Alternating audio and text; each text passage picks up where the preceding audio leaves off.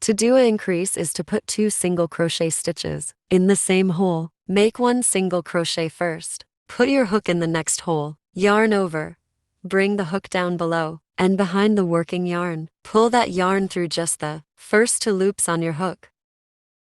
There are 2 loops on your hook right now. We're going to yarn over again. Yarn over again. Pull that yarn through both loops on the hook.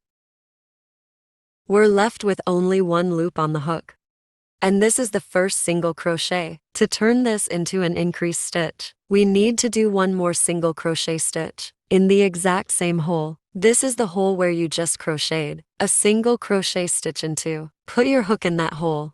You can still see it. You got 3 strands of yarn on your hook. Yarn over. Bring that yarn through just the first 2 loops on your hook. You've got 2 loops on your hook. Yarn over again. Pull that yarn through both loops on the hook. You've successfully made 2 single crochet stitches in the same hole, and this is the increase stitch.